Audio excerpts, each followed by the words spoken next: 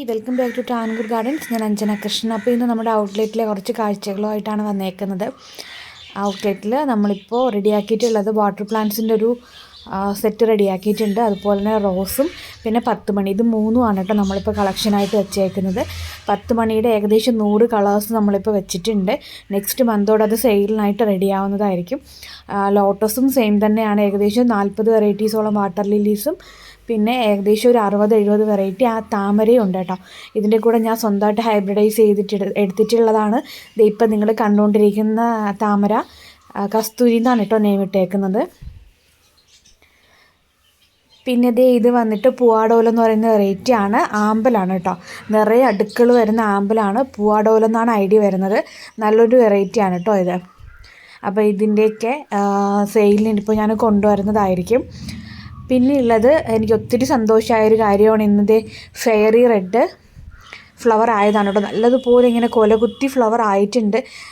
ഇത് ട്രീ റോസാണ് ഞാൻ വെച്ചേക്കുന്ന ഗാർഡനിൽ. അപ്പോൾ നല്ലതുപോലെ തന്നെ ഫ്ലവറിങ് ആയിട്ടുണ്ട്. കാണാനായിട്ട് എന്ത് രസമാണെന്നറിയാമോ. നമ്മൾ വീഡിയോയിൽ കാണുമ്പോൾ ചിലപ്പോൾ അത്രയും ഭംഗി ഉണ്ടാവത്തില്ല. നേരിട്ട് കാണുമ്പോഴത്തേക്ക് എന്താ പറയേണ്ടതെന്നല്ല, അതിമനോഹരം എന്ന് തന്നെ പറയാം. നല്ലതുപോലെ ഇങ്ങനെ ബഞ്ചായിട്ട് ഫ്ലവറായി നിൽക്കുന്നുണ്ട് കേട്ടോ ഗാർഡനിൽ. അതുപോലെ തന്നെ ബ്ലാക്ക് റോസും നന്നായിട്ട് ഫ്ലവറിങ് ആയിട്ടുണ്ട്. പൂക്കൾക്ക് കുറച്ച് വലിപ്പം കുറവാണ്, എന്നിരുന്നാൽ പോലും നിറയെ പിടിച്ചിട്ടുണ്ട് കേട്ടോ ഇപ്രാവശ്യം. കുഞ്ഞു ബ്ലാക്ക് റോസുകളായിട്ട് ഇഷ്ടംപോലെ ഇങ്ങനെ ആ ഒരു പ്ലാന്റ് നിറഞ്ഞ് ഫ്ലവറിങ് ആയിട്ട് നിൽക്കുന്നുണ്ട്. കണ്ടോ, ഒരുപാട് പൂക്കളാണ് കേട്ടോ ബ്ലാക്ക് റോസിന്. അപ്പോൾ നിങ്ങളുടെ ഗാർഡനിലും ഇതുപോലെ ഫ്ലവറിങ് ഒക്കെ ഉണ്ടോ, എങ്ങനെയാണ് എന്നുള്ളതൊക്കെ കമൻ്റ് ഇടുക കേട്ടോ. ഈ ഒരു വേനൽക്കാലമല്ലേ. പിന്നെയുള്ളത് ഫെയറി പിങ്ക് ആണ്. അതും നിറയെ ഇതാണ്ട് ഇങ്ങനെ ഫ്ലവർ ആവാൻ സ്റ്റാർട്ട് ചെയ്തിട്ടുണ്ട്. നിറയെ മുട്ടുകൾ നിൽപ്പുണ്ട്. ഇതും ട്രീ റോസ് തന്നെയാണ് കേട്ടോ, ഗാർഡനിൽ വെച്ചേക്കുന്നതാണ്. പിന്നെ റെഡ് പിനാക്കി ഉണ്ട്, അതിൻ്റെയൊന്നും വീഡിയോസ് ഞാൻ എടുത്തിട്ടില്ല. ഡീല മാൽമീസൺ, നാടൻ മഞ്ഞ റോസ്, ഇതൊക്കെ ഇവിടെ പൂത്തുലഞ്ഞ് നിൽക്കുന്നുണ്ട് കേട്ടോ.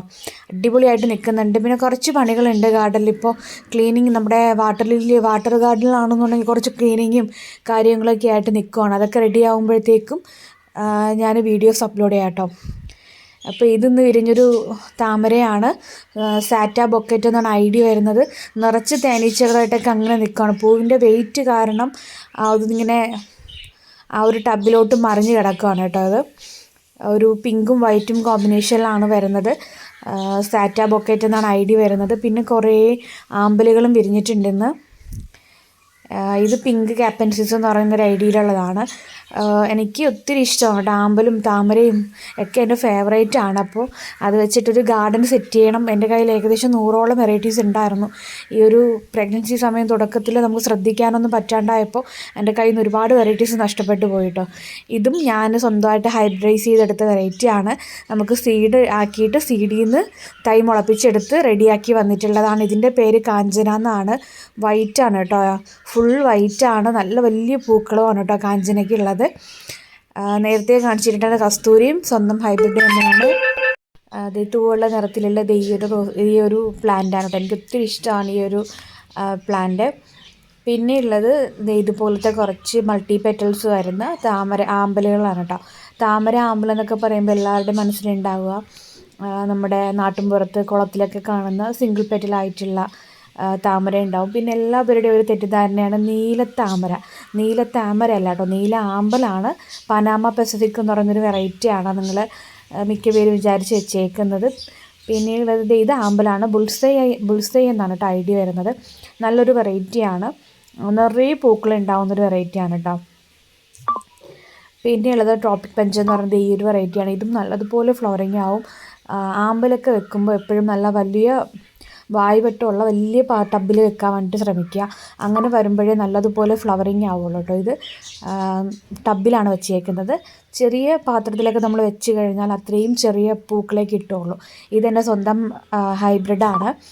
എനിക്ക് ആമ്പലിൽ നിന്ന് സീഡ് കിട്ടി അതിനെ കിളിർപ്പിച്ചെടുത്തിട്ട് ഫ്ലവറിങ് ആയതാണ് കേട്ടോ. അതിൻ്റെ ലീഫ് കാരണം ബാക്കിയുള്ള ലീഫ് നോക്കുമ്പോഴത്തേക്കും മറ്റുള്ള വാട്ടർ ലില്ലീസിൽ നിന്ന് ഡിഫറെൻ്റ് ആയത് കാരണം ഞാൻ അങ്ങനെ തന്നെ നിർത്തിയേക്കുവാണ്. മദർ പ്ലാന്റായിട്ട് വെച്ചേക്കുന്നതാണ് കേട്ടോ. പിന്നെയുള്ളത് കാഞ്ചനോർക്ക് എന്ന് പറയുന്ന ഈ ഒരു വെറൈറ്റിയാണ്. നിറയെ പൂക്കളുണ്ടാവും കേട്ടോ. ഈ ഒരു സെൻറ്റർ പോർഷൻ ഇങ്ങനെ കൂർത്ത് വരുന്നത് ആൺപൂവും ഇത് പെൺപൂവുമാണ് കേട്ടോ ഇതിനകത്ത് വരുന്നത്. ഇത് മൈക്രാന്ത ബ്ലൂ എന്ന് പറയുന്ന വെറൈറ്റിയാണ്. ഇത് ലീഫിൽ നിന്നാണ് ഉണ്ടാവുന്നത്. നമ്മുടെ ആമ്പലിന് ലീഫിൽ നിന്നും ഉണ്ടാവാറുണ്ട്, കിഴങ്ങിൽ നിന്നും തൈകൾ പൊട്ടി വരാറുണ്ട് കേട്ടോ. അപ്പോൾ 2 ടൈപ്പിലാണ് നമുക്ക് കിട്ടുന്നത്. ലീഫിൽ നിന്നൊക്കെ ആണെന്നുണ്ടെങ്കിൽ ജസ്റ്റ് ഒന്ന് കമഴ്ത്തിയിട്ട് ഇല കമഴ്ത്തിയിട്ട് കഴിഞ്ഞാൽ തൈകൾ പെട്ടെന്ന് തന്നെ ആയി വരും. അത് നമുക്ക് വേറൊരു ടബിലോട്ട് വെച്ച് കഴിഞ്ഞാൽ നല്ലതാണ്. അപ്പോൾ ഇതൊക്കെയാണ് എൻ്റെ ഔട്ട്ലെറ്റിലെ ഇന്നത്തെ വിശേഷം. താങ്ക്